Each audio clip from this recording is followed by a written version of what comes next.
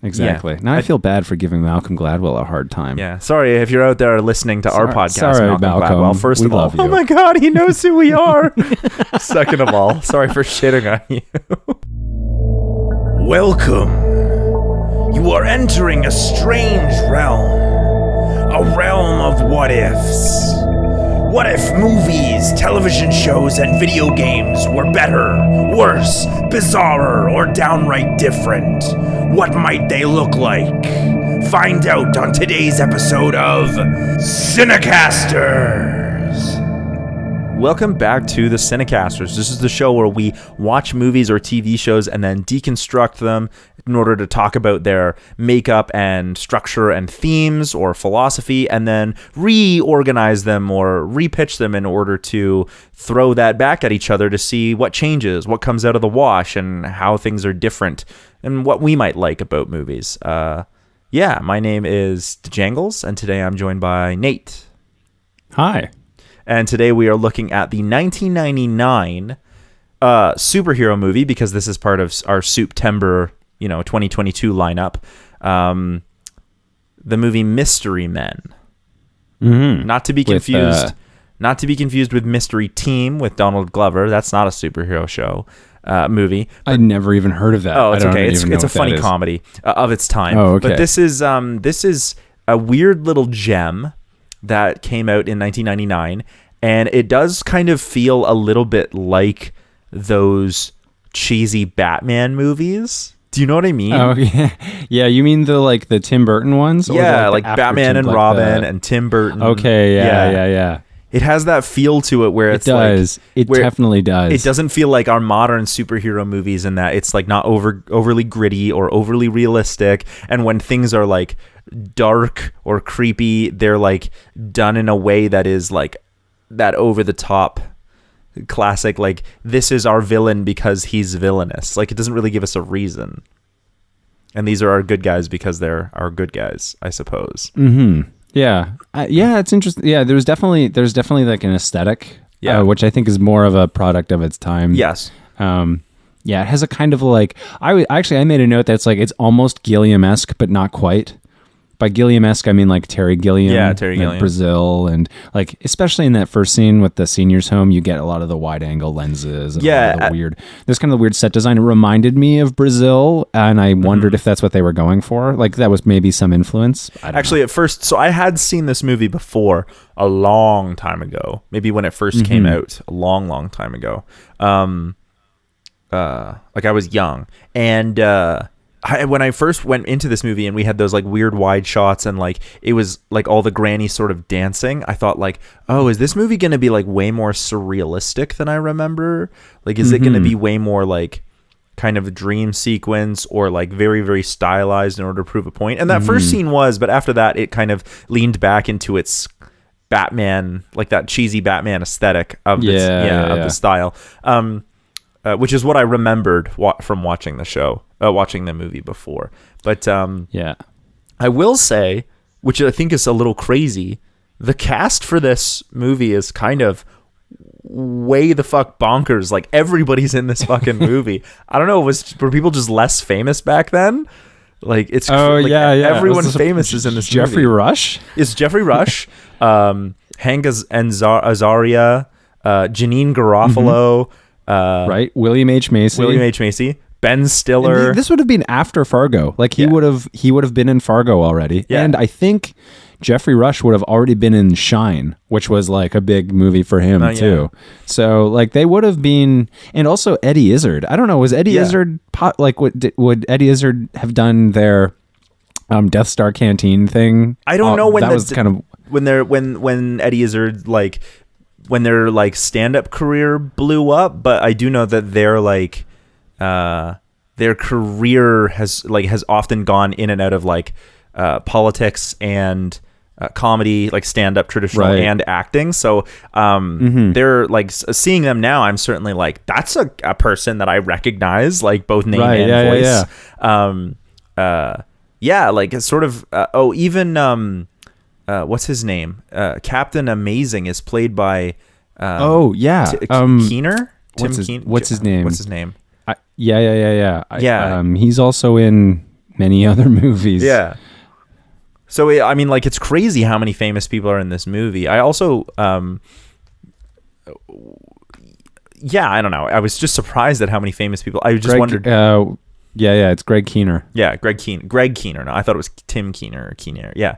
Anyway. Kinnear. Yeah. Kinnear. Yeah, I can never figure out how to pronounce it. But yeah, like everybody's in this fucking movie. So I thought that was crazy. But like, let's go back to the beginning. What did you think of the movie as a whole? As a whole, I thought it had its moments. I thought like there were some moments that I genuinely thought were funny.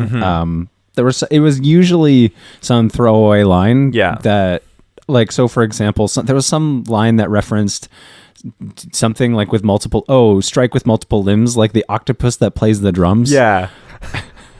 And there was another one. There's another scene with William H. Macy and Ben Stiller where Ben Stiller's like, "Oh, have you seen my address book?" And William H. Macy goes, "Maybe you should think about the last place you saw it." And it's this weird throwaway conversation, very dry, but I thought it was hilarious. Yeah. Because it's supposed to be this scene of like this reunification between friends, and the one guy's asking about his address book, and then he's basically just like giving him the most plain, ordinary advice that he can think of. I loved the William H. Macy as the shoveler. I thought he was the best. Oh, actually. He is the best. That's why I think like at the end when they like were talking about a leader, I was like, they needed to have someone to be the team leader. And I was like, I was kind of hoping they were going to be like, he's the Superman or Batman to the Justice League. You know, the shoveler is the leader of the Mystery Men, if that's what we're going to call them for the sake of ease. Yeah. And I felt like that's the way they were leaning towards, but they never really went that way, which is fine. It doesn't matter. For me, I think the biggest part was with William H. Macy. The laugh that got me the hardest was when he went home to his wife, and he was like, she was like, "Why you got to do this?" And he was like, "I'm a shoveler. I'm a really, really good shoveler." And I was like, because I'm good at shoveling. It's all I know. And I was like, this is so strange. So yeah, but he says it with such conviction. That's what I love about face. it. Like you can't tell if that this is the sort of the problem / genius of this movie. And the reason I say it's a problem / genius is because I can't tell how serious this movie wants us to take it, because it feels not serious at all. Like really not serious. No, it seems like it's there's a lot of laughs. Like to me, it doesn't take itself too seriously. But at the same time, there's always this like strange tone of like serious stakes. Okay, yeah. You know what I mean? Like all of the set pieces and characters are like over the top. You know what? I don't know. Maybe if it's just because we've been like on this Paul Verhoeven kick, but I really kind of wish that this had been directed by Paul Verhoeven, and there was this like reflective way.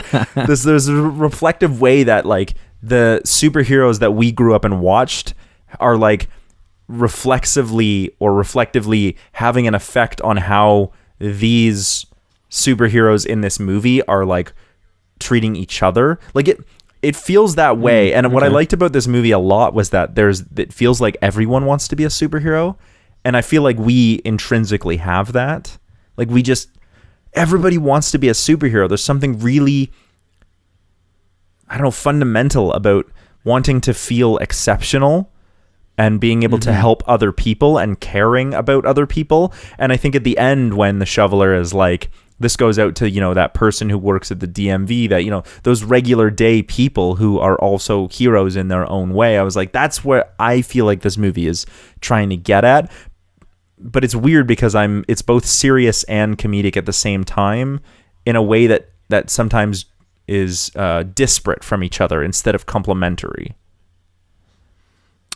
Yeah, that's fair. I think where it works as a movie is when it's actually like why I liked William H. Macy was because I think the movie works when it's trying to play it straight, and yet there's something like clearly surreal and absurd and goofy going on. Absolutely. And whereas I felt like I think where it didn't work as well was like, I hate to say it, but the Ben Stiller stuff. Exactly. I just find there were just so many jokes where it was like, okay, it wasn't funny to begin with, but now you're like trying to milk it, and it wasn't funny to start with. And those jokes were usually ones where they were trying too hard. I feel like there might also be like a meta level of the comedy there, because Ben Stiller is now and was back then known as a bit comedy actor.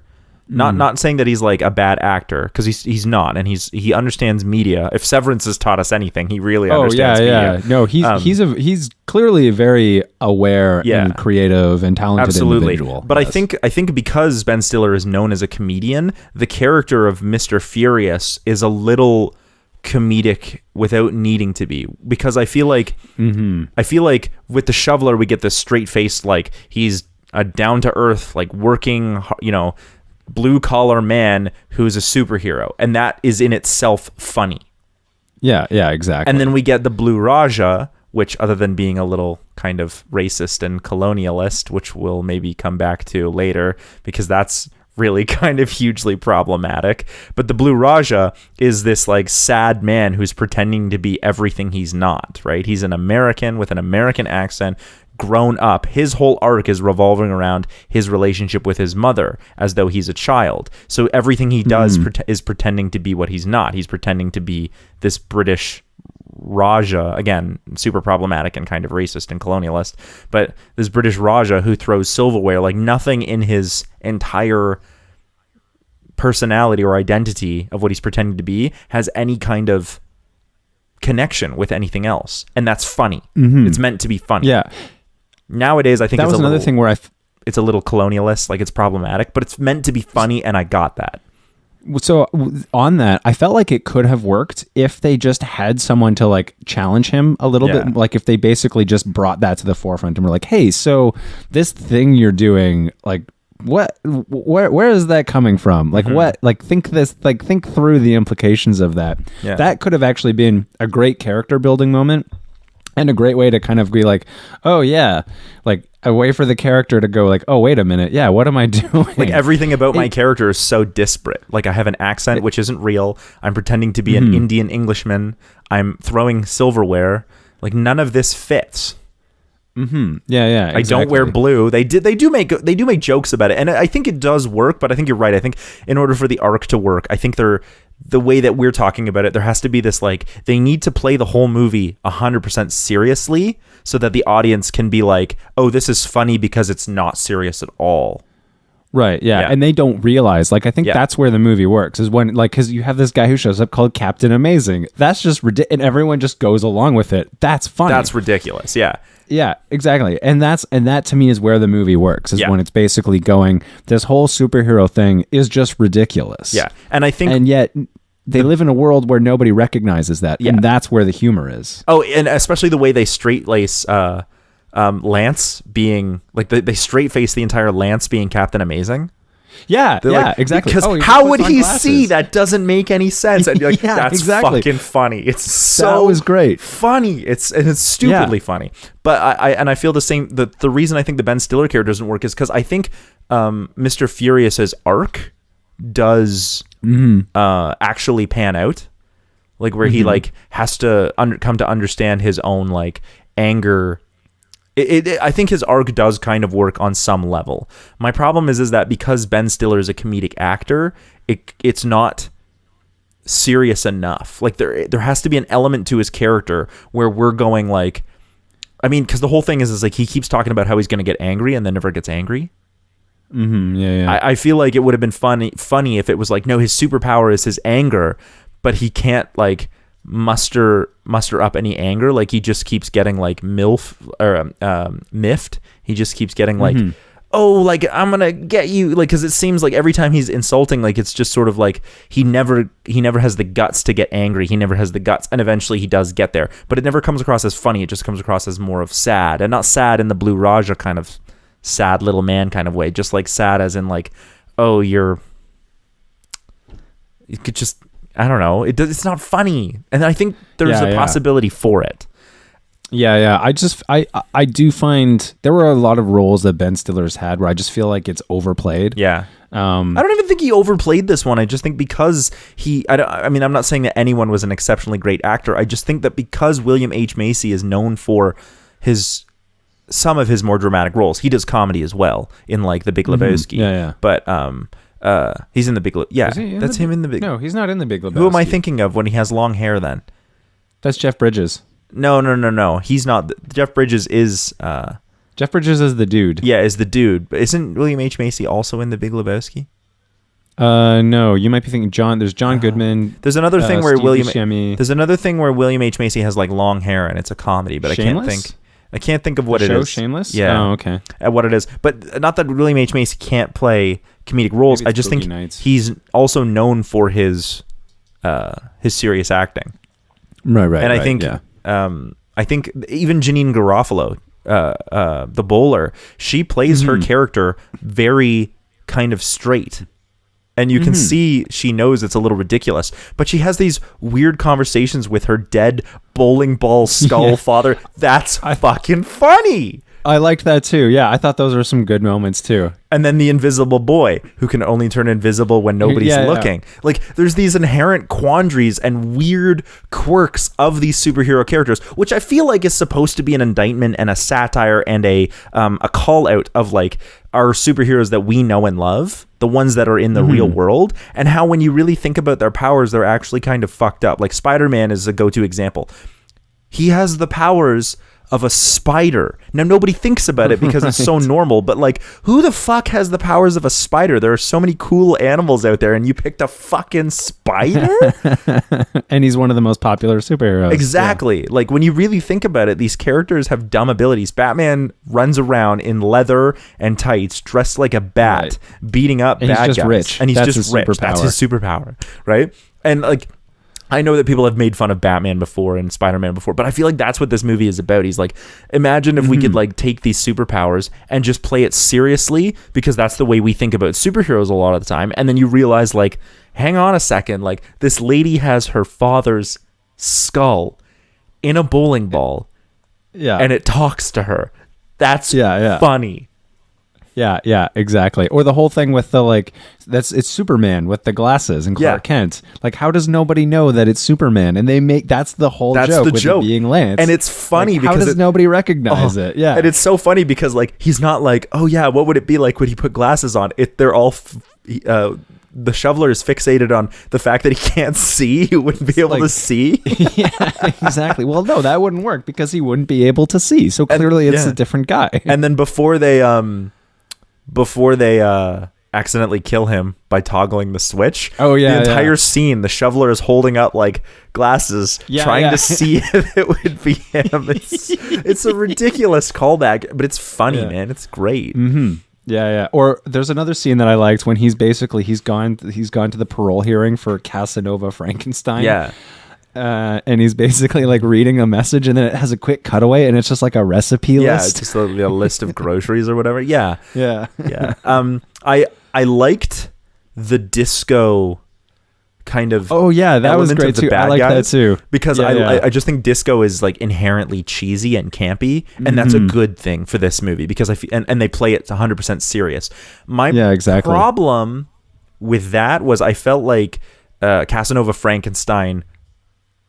I didn't really understand like what his plan was or why he was villainous or like what he was even doing. Like it seemed a little strange to me. Like he needed. It was a little cookie cutter or like bad guy with a mustache. Yeah. Which is fine, I guess, because destroy the city. Yeah. Because I guess the focus was supposed to be on our like team of heroes, like the Spleen, who we didn't talk about yet, but who I just think is inherently funny. It's a fart joke. Parts of it. I mean, I like fart jokes. Yeah. Parts of it. I found the kind of voice that he has. Oh yeah. It was like that was another thing where I was like, it's just a little too much. I think it's sort of like undermines its own ability to be funny by trying to make it funnier. I think it would have been really interesting if they had played the Spleen as a different. Like, what if in the past he had been a superhero, and then he's like, he has such powerful abilities, like no one can resist his abilities, but we don't know what they are. But then they go and find him, and he's like, no, I don't do that anymore. And they're like, we really need your abilities, so super. Kind of like the way they build up the Sphinx, and then the Sphinx actually does nothing. If you notice, the Sphinx doesn't do anything. Platitudes. Yeah, exactly. But I think it would have been hilarious if like, you know, and then all of a sudden you find out that the spleen's powers are like a high-powered, like focused flatulence. Right. Yeah. But he's like, I'm not a superhero, but he has actually one of the most powerful superpowers. It just happens to be a ridiculous superpower, and he's like, this is why I didn't want to be a superhero. You guys keep making fun of me, but he's actually the most useful. Yeah, exactly. There were some throwaway lines that I really liked. My favorite throwaway line of the whole movie was when Janine Garofalo's the bowler finally kills Chris V or whatever, the Eddie Izzard character. Oh, yeah. And the bowling ball goes back in the bag, and she looks down at the bowling ball and is like, okay, now I get to go back to grad school. That was the deal. And it's such a ridiculous line, but I absolutely loved it. Like, it's just, you can see that there's like a past argument that they've had in the process of her becoming a superhero in order for him to get vengeance. And then like there's a whole argument that we never heard that just is alluded to with the one line, like, now I can go back to grad school. It's so funny. It killed me. I was like almost on the ground laughing at that one because I was just like, oh, that's funny. Like, yeah, that was good. Yeah. There's other moments too. Like, there's a moment where they're like, it's the like, do we run or fight, stay and fight? And William H. Macy is making an egg salad sandwich, and he's using that to illustrate like, I'm either gonna eat this egg salad sandwich or we're gonna go and take on the villain. And it's like, it's 100% played serious. Yeah. But that's the thing. It's like he plays it so seriously, and that, you know, that was, to me, that was also very funny. Yeah. Yeah. I think the humor, like, there are some very funny moments in the movie. I think first and foremost, this is a comedy movie, and I think it's making fun of the idea of superheroes in general. I just think there's like some missed beats. It does feel like a very, very like 90s, early 2000s comedy movie where it sounds strange when I put it this way, but comedy almost works better. And I think we've discovered this a little bit more in recent times. Comedy as a genre, which it really isn't, but comedy as a genre almost works better when it takes itself seriously. I agree. I tend to agree with that. And the reason that I say it like that is I don't mean like, well, if you're serious, you can't be comedic. That's not what I mean. I mean, a comedy, I think, can be a thoughtful satire that can be really scathing and really understands what it's making fun of, or like why it's making jokes and at whose expense. Or when if it's not making the jokes at expense, or when it's not a scathing satire, then it simply just has something to say about a topic in a comedic way. And I feel like when you have movies that are sort of just, well, we'll come up with a funny premise and then jam it full of one-liners. It's like, yeah, it's funny, but what are you saying with it? Your comedy doesn't have a point. It's just sort of there. And I feel like parts of this movie are like that, where it's like, we have a funny premise, let's just roll with it.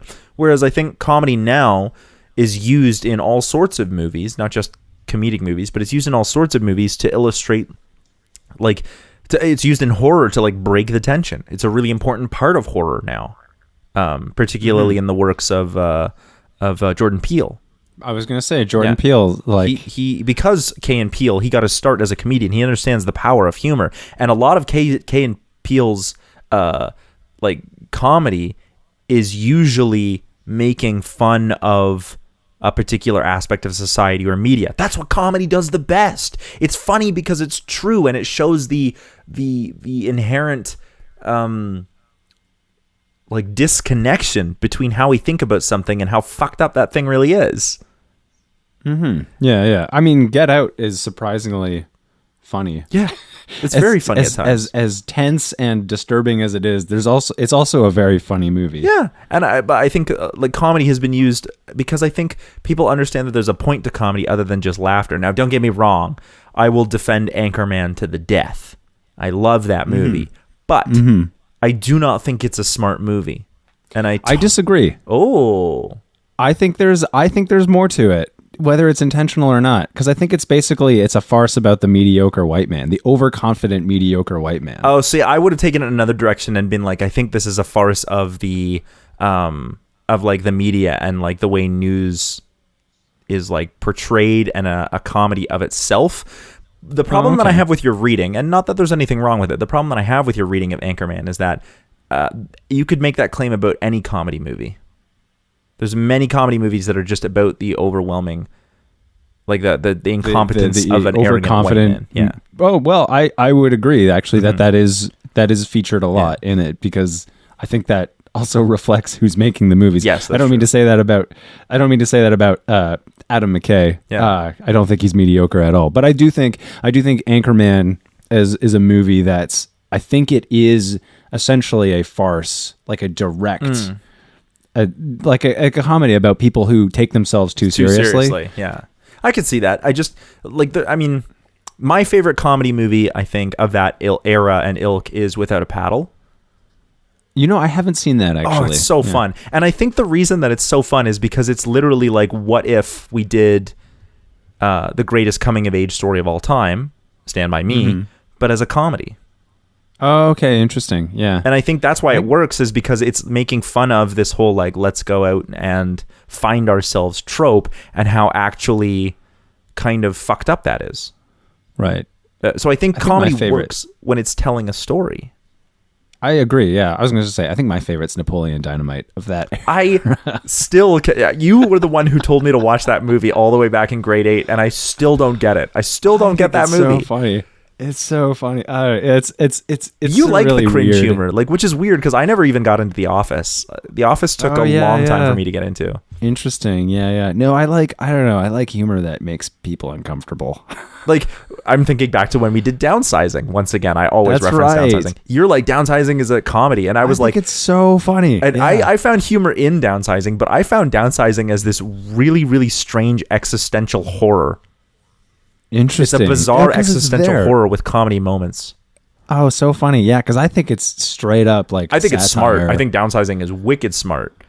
I think so too. But I still think it's like one of those strangely existential as this like sad man tries to find himself. Anyway, back on the topic of that was a long digression. Yeah. Speaking of digressions. Yeah. So back on the topic of superheroes, I think that this is a comedy, and I do feel like it's trying to say something about the satire and the way we sort of like represent superheroes. At the beginning, when our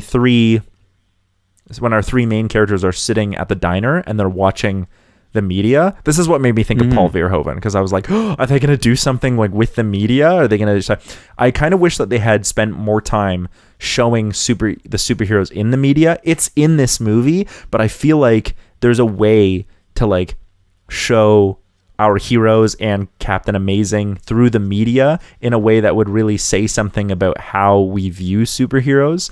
And as we watch these characters, including Captain Amazing, when they're away from the camera, they act a certain way, and they are, when Captain Amazing's worried about his sponsors and how that thing goes down, and when our three characters are like away from the camera and they're actually just like kind of three sad men trying to be superheroes, but when they're on the media, they're like, oh, these superheroes have saved the day, but we really know that they're like not actually these. I feel like there's something to be said there that still could have been really comedic. Yeah. I mean, it would have been a different direction, but it could have worked really well. Well, I'm just saying, like, I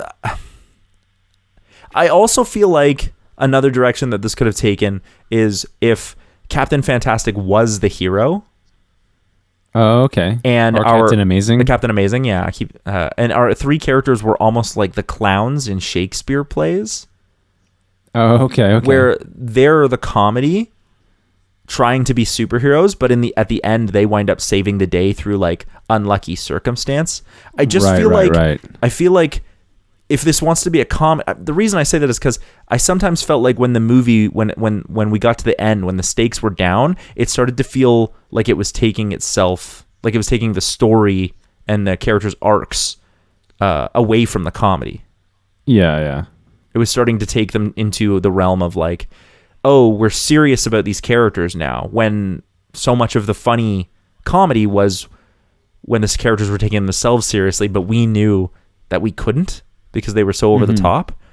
And then the catharsis of the movie, the climax of the movie, is everyone gets a resolution to their arcs, but it feels like they're finally allowed to take themselves seriously, and we should too. And that, I felt like, it was a bit of a detraction of the kind of themes that we're talking about. The way that, you know what I mean? The themes that we've been talking about is that they shouldn't take themselves, or we as the audience shouldn't take them seriously, even though they're taking themselves seriously. That in itself is the seriousness of the comedy of the movie, in a terrible explanation. But the climax is sort of like, no, you should take them seriously. Yeah, it's a little unclear, I suppose. I mean, I think the other thing for me that towards the end that I felt didn't work was the whole love story that they introduced with the Ben Stiller character. I think that worked better because it was funny because it wasn't working. I suppose. I mean, the thing is, like, the movie has these moments where I seem to remember there's some mention of something being formulaic at some point. Like, they call out certain things happening superficially. Oh yeah. Which I think it works to their benefit. I just thought that whole thing was, it seemed to come out of left field. And again, it's like, maybe it actually does work. Mm-hmm. But it was one of those things where I was just questioning it, because I felt that even up to that moment, there was a kind of logic the characters had, that even if it was kind of goofy and they were being idiots, it made sense. But somehow there was such a bait and switch with her going from being like, not interested, not interested, not interested, not interested. Like the walking home, okay, yeah, sure. Like I could see that. But then the suddenly like she's madly in love with him. She's not really a character. That's why. Yeah. That's the thing. That was one thing where I was like, yeah, I just don't buy it. Yeah. Whereas even the other things, like the whole shovel man thing, it's ridiculous and it's kind of over the top, but I still bought it. I still bought that this character believed it. I still bought that he believed that he was the best shoveler. By the way, Shovel Man is a way better name than the Shoveler. Just saying. Yeah, exactly. Yeah. Or the guy Invisible Man. The Invisible Boy. Oh, so funny. Yeah, the Invisible Boy. Like, and he's like, no, I can turn invisible. And the whole time it's like, oh no, he's just ignored by everybody. And now these are like his friends, but then it pays off when he actually turns invisible. Well, that's a great moment. That arc I think really works because it speaks to the idea of like the Invisible Boy. Clearly, when they're in his room, you can see a Captain Planet poster. Like he's clearly a fan of superheroes. Mm-hmm. And what we wind up with his arc is like, oh, he actually does have powers, whereas it sort of feels like he's just this like fantasizing about being part of a superhero team, and that I felt like did work because it was still presented as a comedic moment. Same with the bowler. I feel like when she gets her vengeance or her father's vengeance, that speaks to like the whole idea of revenge stories, and then like so there's like a meaning behind their arcs that I think works. Same with the shoveler. Same with the Blue Raja. The only one who I think doesn't really get an arc is the Sphinx, the Spleen, and Mr. Furious's arc doesn't really work. The Ben Stiller character. Yeah. I feel the same way. Yeah. I think we should get into some pitches. Yeah, I think that's it. Yeah. How are you feeling about your pitch? Mine's okay. Yeah, I actually think it's decent. I actually think mine's pretty good. I did something really interesting. So yeah. Did you go Verhoeven? Did you do a Paul Verhoeven? No, but kind of. I actually did a manufacturing consent Noam Chomsky. Oh, I may have. Well, okay. I think mine's. I think mine's going to be a bit different than yours. Okay. Well, do you want to go first, or you want me to go first? Sure, I'll go first. Okay. Mine. I should be able to do mine quick. It's essentially like I do a bit more. I don't know. Maybe establishing like it's in the future. Crime is almost being stopped entirely by Captain Amazing, and there's a group of people who are like, I'm calling them the Great Pretenders because they're not really superheroes. Mm-hmm. But in my version, they're semi-competent. Like they're able to actually like do something to help. But in my version, the main character is the shovel, is William H. Macy. And It's more about him approaching middle age and feeling like he's doomed to obscurity and reckoning with that. And so basically he's like, they have this, it's, you know, they rescue a senior's home or whatever. And it's clear that he's carried the group, and afterwards they're debriefing and they're thinking about the fact that, like, well, crime's almost done. Maybe we don't have to do this anymore. Like, crime is being essentially erased from the city. Maybe we don't even have to be superheroes anymore. And you kind of get the feeling that William H. Macy's feeling like he's kind of missed his chance. Like, okay, he's approaching middle life, and he had this dream, and it's just not going to happen now. And so, but there's this weird tension of like, well, it's a good thing. Like, there's no crime anymore. Like, superheroes don't need to exist anymore. But at the same time, like, yeah, but what am I going to do? I'm going to go back to my job. In my version, he's like, that's his job. He actually shovels for a living. Like, he is the shoveler. It's never explained what. He just uses a shovel for his job. And so he's actually very good at it. That's funny. But anyway, so it's him grappling with basically living a life of obscurity. And what we discover is at a certain point in his life, he was offered the chance to join a superhero team, like an actual superhero team, but he turned it down because he felt like he should do it with his friends. Like, he felt like loyalty to his friends. So he's thinking back at like, oh wait, did I miss my chance? Did the door open and has it closed and I've missed my chance? At the same time, Captain Amazing is needing sponsors, similar to in the movie. And there's a meeting between him and city officials who are like, hey, we're coming up for re-election. But the problem is, if there's no crime, like we actually kind of need criminals to look good, because we're actually, I was wondering if you were going to go crime. the Foucault route again. Yeah. Okay. So I definitely went the Foucault route. Anyway, so they basically decide like, hey, what if we like get Casanova Frankenstein out, like, and so this time they go and they meet with him, and it's like a city council with Casanova Frankenstein, and they basically say like, look, okay, this is what we'll do. We'll let you go. We're gonna do this like battle, okay, and this time we're gonna make it look like you've died, so you can go and live off in an island somewhere. That's an interesting idea. So, because this is what Casanova Frankenstein is apparently. He's like, I'd play it like Silence of the Lambs, where he's like in a cell and he's like, I just want a window with a view, Clarice. Yeah. But it's, you know, it's Jeffrey Rush. Yeah. Listening to disco in a cell. Anyway, so they're like, okay, we'll give you that, but we'll let you out, and you got to do this fight, and you just got to play along, and then you can go and live, you know, in an island somewhere. So he agrees. But after he's released, they have this big public spectacle where he goes and battles Captain Amazing, and in the middle of that battle, what happens is Casanova Frankenstein actually betrays them and doesn't go and he actually captures Captain Amazing and goes against the plan, takes him to his lair. And so the city officials are like scratching their heads like, maybe they like had like a secret agreement between the two of them that we're not in on. Okay, well, this is kind of weird. What do we do? Anyway, so it's Casanova Frankenstein, and he's got what's his face, Captain Amazing, held prisoner in his basement, and he basically just outright just vaporizes him right there. Captain Amazing is basically done, out of the way with. So what happens is then, like, Lance goes missing, Captain Amazing goes missing, and the shovel is one of the few people it's in my version, he's the one who's figured out that, like, oh, Lance is Captain Amazing. Oh, yeah. And so he's like, okay, wait a minute, like, this guy's gone missing, and nobody else believes him. So he starts looking into it, finds out that he's being kidnapped captured by Casanova, taken to his headquarters, and finds out that, like, Casanova's basically vaporized him. So he's going to go and tell the authorities. He's like, okay, well, what do I do? Like, I found Casanova's secret lair. I want to, like, bust in there and save the day, but I don't think, like, I'm worried we'll make it worse. So he's like, you know what? I'm not really a superhero anymore. I should just accept that. I'm just going to go to the authorities and just tell them that this is where Casanova is. So he goes and he tells the police that Casanova, like, where Casanova's secret headquarters are. But in the process, he basically he finds out that, like, this is actually a plan the city had to release Casanova.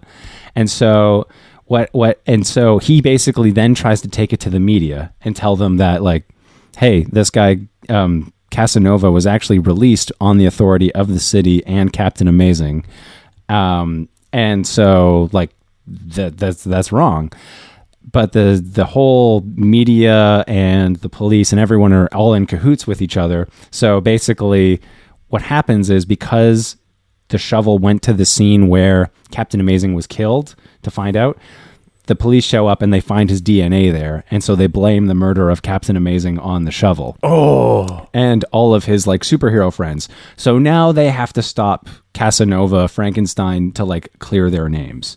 And so it's essentially the same thing, but now the stakes are, well, no, we have to do this, because if we don't, we're going to be like thrown into prison. So they get like the help of the bowler, the bowler shows up to help them. And she's like, I don't care like if you guys killed Captain Amazing or not. I just want revenge on Eddie Izzard. But like Eddie Izzard's character, not on Eddie Izzard. Eddie Izzard's character. Yeah, I can't remember what their character's name is. Yeah. But anyway, so they defeat Casanova, and like in this version, like Casanova dies, but at the end, the police show up, and it's like, hey, we saved the day. We saved the city from Casanova. But the police show up and arrest them and charge them with manslaughter for like killing Captain Amazing and killing Casanova, because no one believes that Casanova was actually going to blow up the city or something like that. So in the end, what happens is one of the final scenes is it's Shovel with the city officials, and they're like, okay, look, this is what we'll do. Here are your two options. Your one is, we're going to declare you insane and lock you up in prison. Or you can make a deal with us. You can take Captain Amazing's place if you agree not to tell anybody about the fact that we released Casanova, that this was all a plan that we came up with. So the film ends with them basically, the Shovel gets what he wants. He becomes this big superhero, but knowing full well that they basically they got there by lying. And so the final scene is the Shovel, like there's this big press conference, like, oh, like we're unveiling like the city's new superheroes. Thank you to these people for saving us. It was all a misunderstanding, but they're now like, they're taking the place of Captain Amazing. And then Shovel's pulled aside and said like, so one of Captain Amazing's arch nemesis escaped from prison. And Shovel's like, do you mean he was escaped or let free? And they're like, don't worry about that. Just go and do your job. Ooh. And that's how the film ends. I know you like your dark, ambiguous, like morally ethical, quandaries. That's a good one, actually. I like that, because it's an exploration of like what people want as superheroes. Like, you know what I mean? Mm-hmm. Like it's always the Shoveler, and he is the main character in all the versions, in my version too, and I think in the movie. It's an exploration of like, he wants to be a hero, but at what cost is he willing to give up being a hero? I explore something very similar. So like I said in mine, it's very much like inspired by Noam Chomsky. I wonder if you'll be able to figure out just quite how. Okay, go for it. Manufacturing consent. So we started in Champion City, where we're actually shown this like on a screen of some kind, like a billboard or even whatever. Maybe inside a building. It's on a TV screen, and it says, welcome to Champion City, where superheroes are the thing. Through this, we find out that the city was in crisis, and then superheroes showed up for the first time sometime in the past to fight, crime, for justice. And then they began to get sponsorship deals in order to like be superheroes full time, right? That's how they were able to make money, even though they were out saving people all the time. They got sponsorship deals. And teamed up with publicity companies. So this started a whole boom where now everyone wants to become a superhero, and they sign up through like publicity companies and different kinds of things like that in order to, and then they get ranked from F to S series, because that's the one everyone uses on the internet. Like that's F, like up through A, and then C being the top, and they get these rankings based on how much they've accomplished for good and how much marketability they have, which dictates which companies will sponsor them and how many companies will sponsor them and what kind of money they can get. So we're then introduced to Captain Amazing, who is an S rank hero who has all these sponsors. And they're like, strive to be like Captain Amazing. And then it goes off the screen, and we see inside one of the publicity companies is 3 superheroes: the Blue Raja, the Shoveler, and Mr. Furious, and they're a team together. And we see that they're like a D rank villain. So they at least, are on the ranking. They're not like but we find out they've been doing this for a long time. That's why they have a ranking, but they don't really have any sponsors. So the three of them then decide they're going to go out and fight some crime, and they wind up doing the whole old folks home thing. And Captain Amazing shows up and fixes everything easily.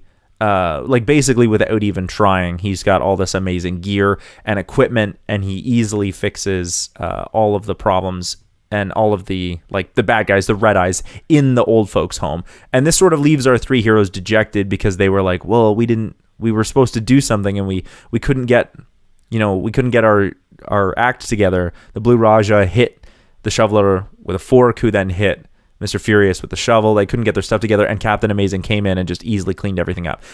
We then see Captain Amazing in his car, and he turns out that he's losing sponsors because they don't like his stance on the death penalty.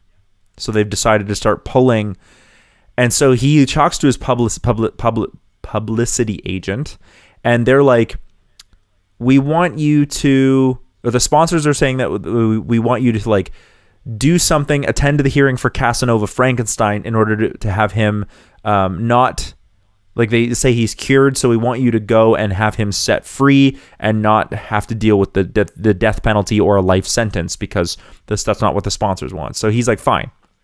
Of course, Casanova Frankenstein is released. He gets back to his old ways. The first thing he does is blow up the penitentiary and insane asylum. So now there's criminals all over Champion City because they're free and now ruining shit. And this basically leaves all those other not S-rank heroes working overtime to try and protect the city. Literally, putting out all the fires, literally and figuratively. So Captain Amazing immediately goes to Casanova Frankenstein's disco lair or whatever.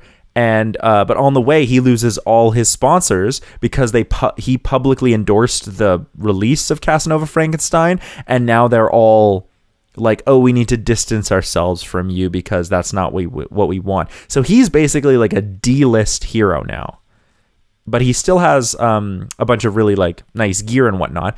But he talks to his publicity agent, and he's like, "Well, what am I supposed to do? Am I supposed to take him down, or am I supposed to not what's the publicity? What's the key here?" And so they want Captain Amazing to capture Frankenstein non-lethally in order to get his good name back. And they're like, we have a way for you to do this with some new technology, but it's going to require a little bit of training.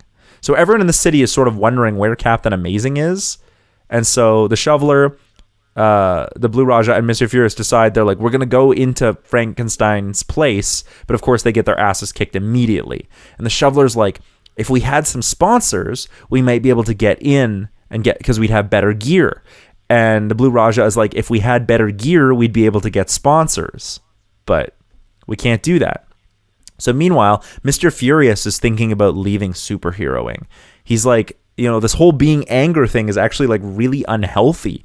I don't want to do this anymore. That's why I've actually been holding back. I'm not really feeling being angry. I don't really get angry, and it's not healthy for me. But the other two convince him to stick around. They have a plan. They want to try to hire more people onto their team in order to get a diversity angle and get sponsors that way.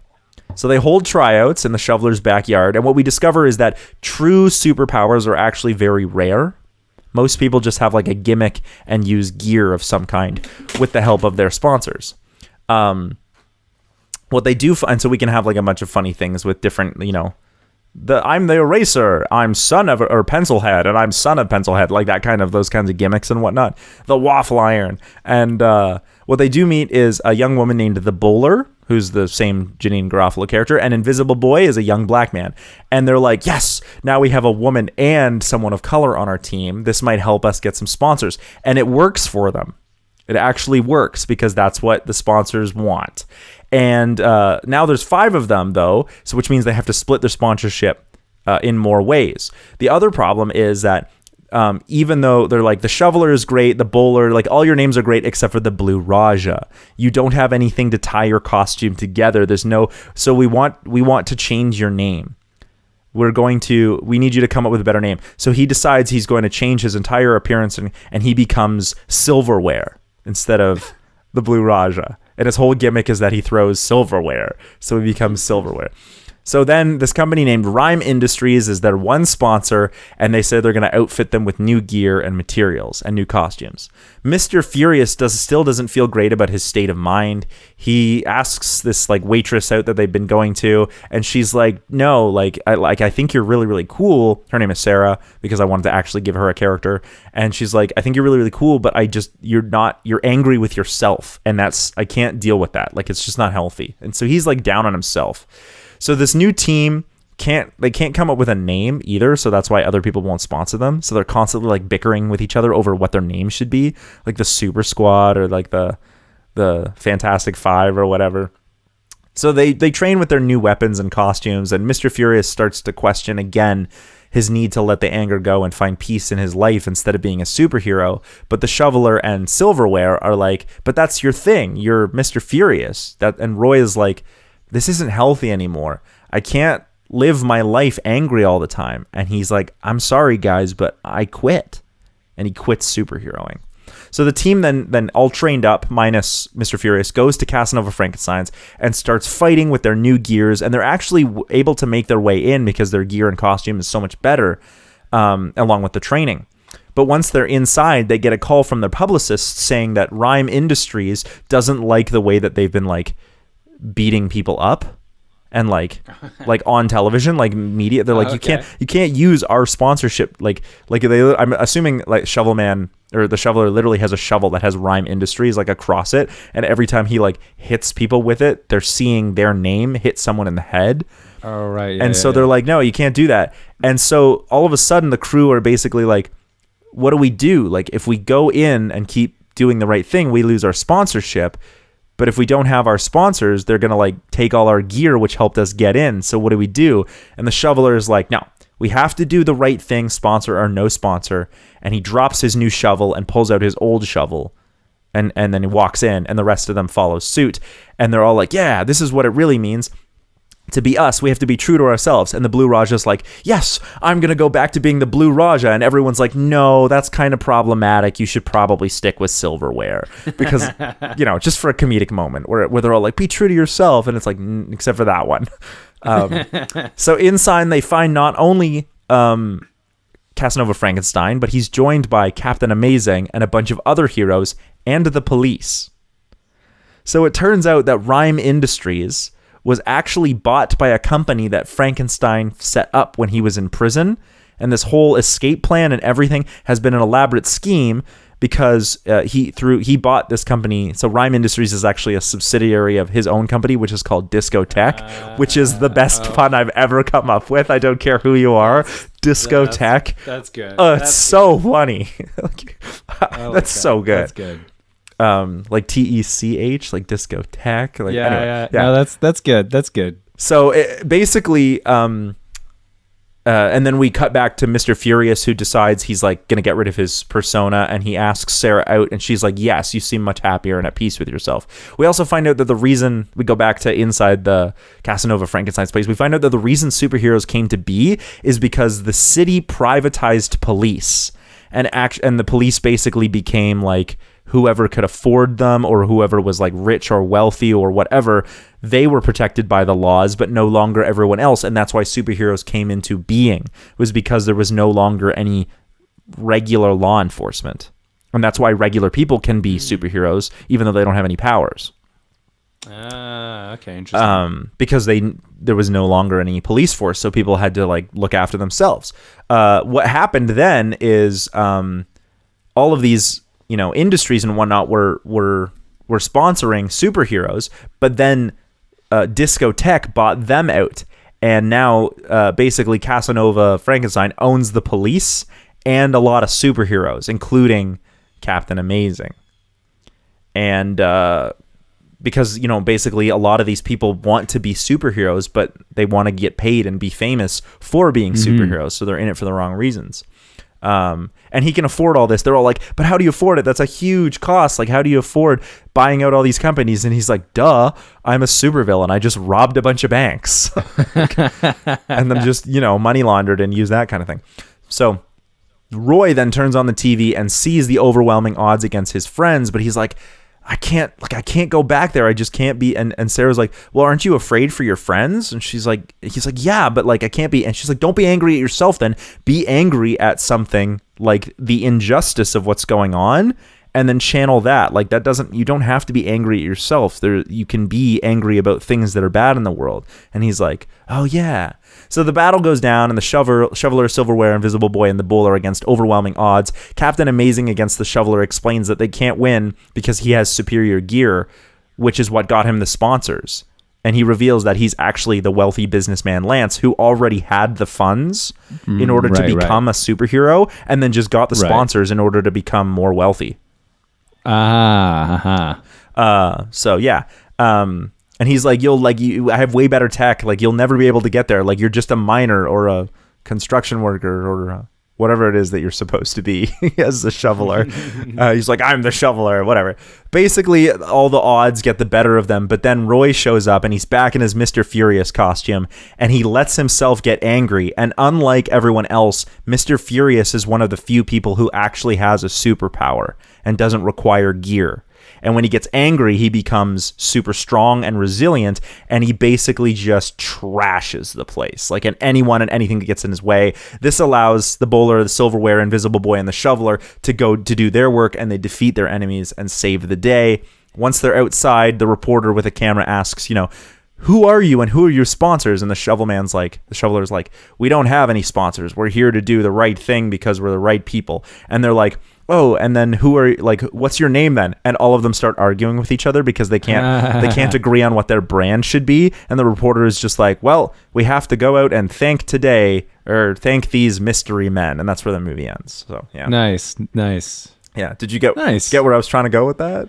Yeah. So I basically was using superheroes as a means of like exploring how the media functions in terms of like, I'm using YouTube as an example because it's the one platform that I know the best, but the way that like sponsors function and the way that like fame functions is you already have to have a certain amount of capital in order to invest in becoming more famous so that you can make more money. Pay to play. Yeah, you pay to play, exactly. Right? So and then basically what happens is the media gets directed because of how the public eye and sponsorship like deals are willing to put up with. So like, on television, we saw like anyone could say anything when television was a thing within reason. And then when it was first starting out, but then like as sponsorship ads and advertising became a thing, they would only put their ads and whatnot and pay those networks if the media, if the shows that they were airing weren't overly aggressive.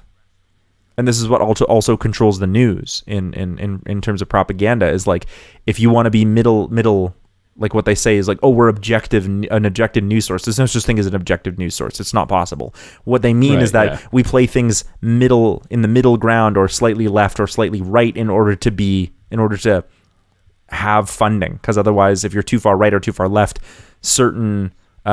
or many companies don't want to associate their brand with being too far left or too far right. So we actually wind up with this weird state where the media and the stuff you watch, whether that's cartoons or the news or what have you, is actually controlled by what advertisers are willing to put their money on. And so superheroes' morality is actually controlled by where the advertisers are willing to put their money on.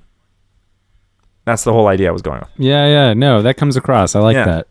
Yeah, I don't know if I over-explained that at the end, but yeah, I thought that was interesting. Yeah, no, it was good. Yeah. No, I liked your version of it. Yeah, I don't know. I also just liked that cityscape shot at the very beginning. I thought that was like, it really set the tone of like, oh, we're not in present day. Like, it's a futuristic kind of city.